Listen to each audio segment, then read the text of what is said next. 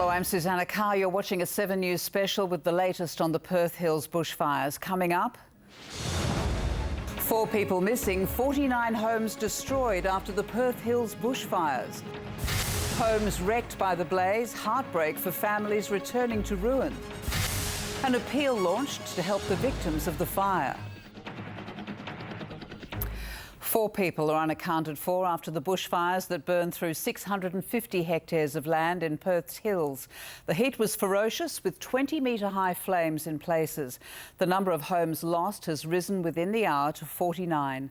A bushfire watch and act remains in force for the eastern part of Parkerville, Stoneville and Mount Helena in the Shire of Mundaring. DFES says the bushfire is contained but not controlled. Firefighters are expecting strong, gusty southwesterly winds over the next few hours. A temporary evacuation centre has been set up at Brown Park in Swan View. One man has died in Hovia. He was defending his home against the flames. Paramedics tried to help, but he died at the scene. Some residents have returned to the fire zone to find their homes in ruins. Others still can't go home. It's too dangerous. The threat remains very real as conditions are constantly changing. Tracy Moran starts our coverage with this report.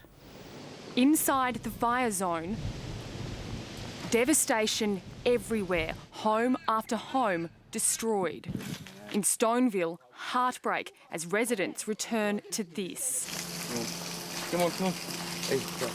Almost every home on Grenville Road, Parkville, has been flattened. Many residents are still waiting for news. They can't get in. It's too dangerous. The first emergency call was at 11:01 yesterday morning. By 12:30, homes were burning. 20-metre flames, embers sparking spot fires 300 metres ahead. Changing conditions made it impossible for firefighters and police to keep up. We grabbed everything and basically ran. Yep. Took the cars out, and we don't have any pets, so we didn't have to worry about that. No kids or anything like that, right? No. Jesus, I think we start backing off. Yeah, I agree. The fire started here on the corner of Johnston and Granite Road.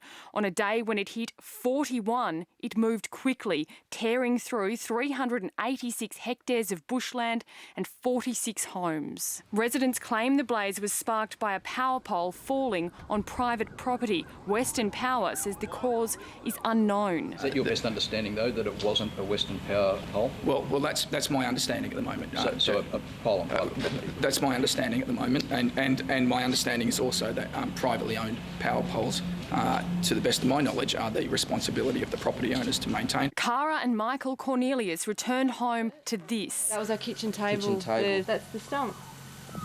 That's the remainings of it. They were in the process of selling. We've sold it and settlement's on Tuesday.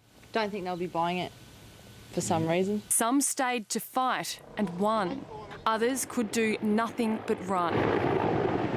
Hundreds camped out at evacuation centres in Mundaring and Swanview. Information is trickling through, but many want to see it for themselves. I needed to know that it was definitely the right house, and that's what we found out this morning. Everyone's okay, and the Hills community is just, you couldn't want for better. In Hovia, a man has died trying to defend his home. It's believed he may have suffered a heart attack. 4 people are unaccounted for. 1,000 people are without power, and it's not over yet. The fire is contained but not controlled, and conditions are changing. Tracy Moran, 7 News. And for the latest this afternoon, let's cross to 7 News reporter Paul Kadak, who's at the control centre in Parkerville. And Paul, what's the latest information you have about the fires?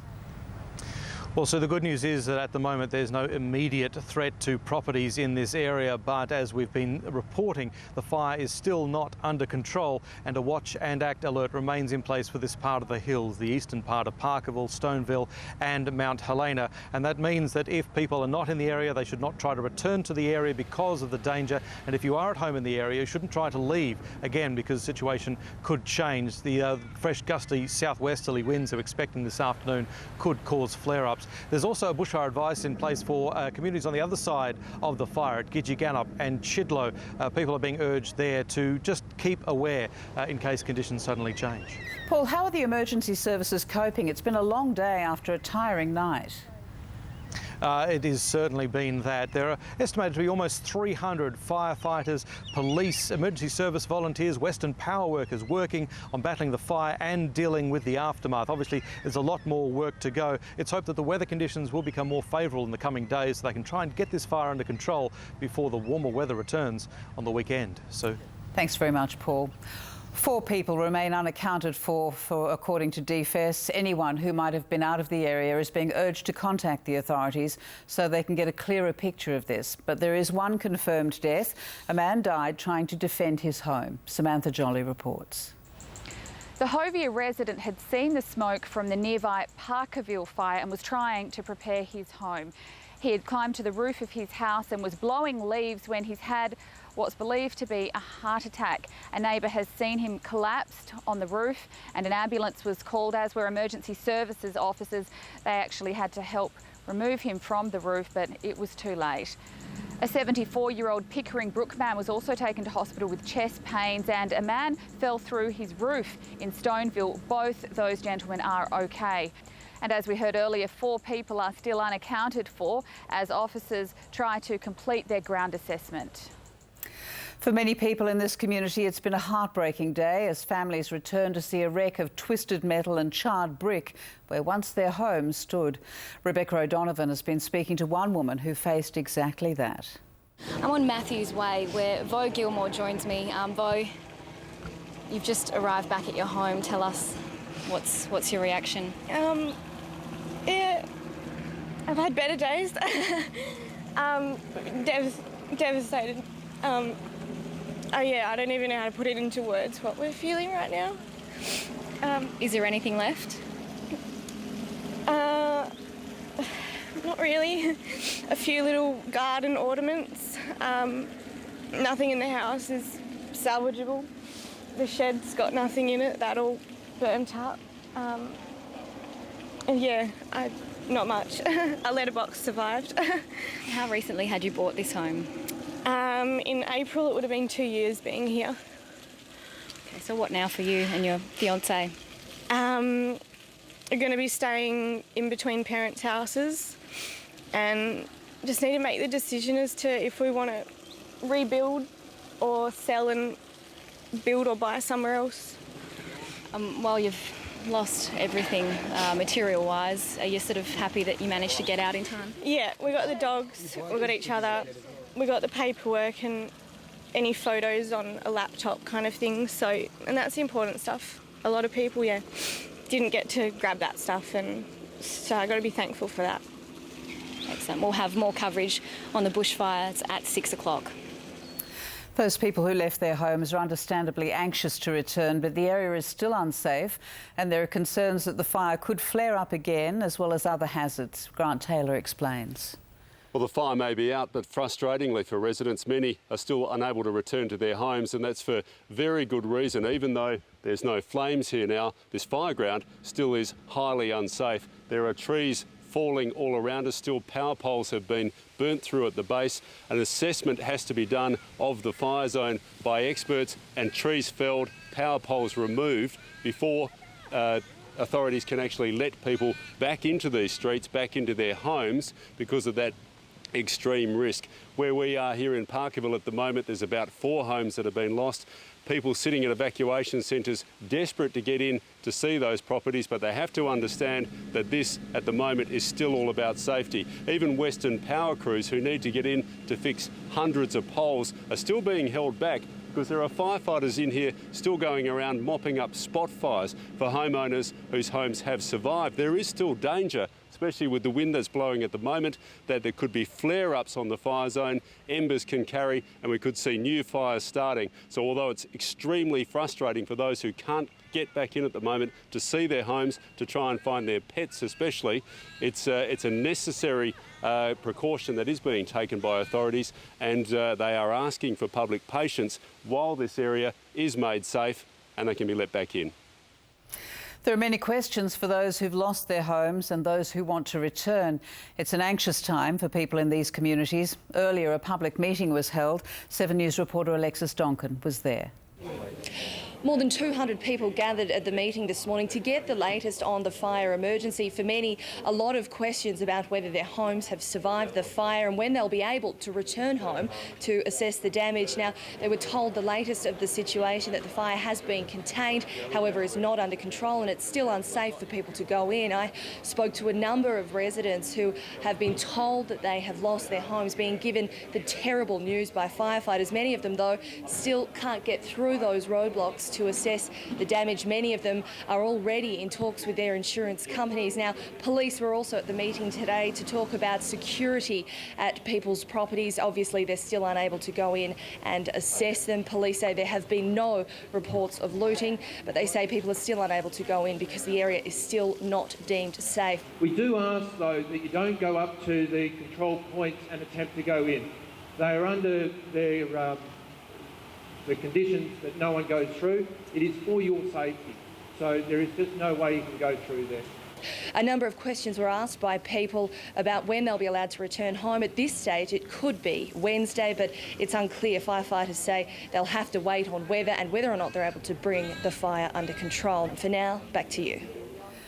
The Premier Colin Barnett was at that meeting and he's announced $1 million will be donated to the Lord Mayor's Disaster Fund.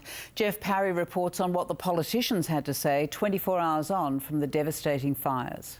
The $1 million isn't the government's only contribution. People who've lost their homes can claim for a $3,000 immediate assistance grant. But it was people's welfare that was of immediate concern. The Premier came back from holidays to attend the evacuation centre where he met many local residents, some of whom didn't know if they'd lost their homes. He was reluctant to talk publicly but agreed to speak to 7 News. And the emergency workers, the career, the volunteer firefighters have done a fantastic job. So Western Power, all those groups are involved now, but I think right now the greatest problem people face is just the uncertainty. They don't know whether their house is safe. The official duties on behalf of the government were left to Acting Premier Kim Hames. It's been a massive fire, as you know, and considerable loss of property as a result of that. So we understand the enormous disruption.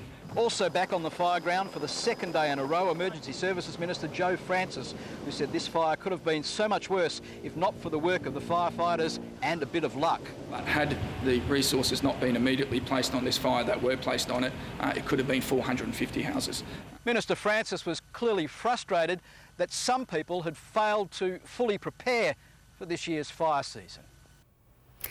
It's certainly been an emotional day for all concerned, those who've been able to return to their homes and those who've lost property and the emergency services.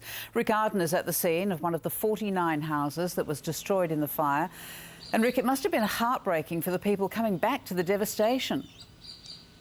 So standing here in the fire zone, you really do get a feel for the size and ferocity of this blaze that just swept through. It's a heartbreaking sight. We've spoken to residents who've returned to find their homes and everything they own gone, as you've heard. Many more still can't get to their properties. It's just still too dangerous. And some great news, we've just been told everybody in the fire zone has now been accounted for. Earlier in the bulletin we reported that 4 people were still unaccounted for. There were fears for others, but they now have all been accounted for. That's great news here. And 100% of the fire ground has now been assessed. The fire has been contained, but as we go to air, it's still not under control. Fire officers are worried about afternoon wind gusts and conditions are constantly changing. And there are stories of heroism too. We've just been told of one woman who drove down this street who lived nearby, tooting her horn, getting everybody out, and actually ran in to save a woman who'd returned after she got her wheelchair-bound husband out. The woman suffered burns, but the lady who saved her, we'd love to talk to her. It's a great story of heroism in this devastation. For the moment, Sue, back to you. Thanks, Rick. An appeal has been launched to help victims of the Perth Hills fire. The Lord Mayor's Disaster Relief Fund will provide relief for personal hardship and distress. If you'd like to donate, you can donate over the counter at any Bank West branch or agency to the dedicated appeal account. You can also give cash in person at the customer service counter at Council House in Perth or make a credit card donation by phone. The number is 9461 3886. That's 9461 3886. All these details are on the 7 Perth Facebook page. And I'll see you with Rick Ardon for the 6 o'clock bulletin. Stay with us for further coverage of the Australian Open tennis.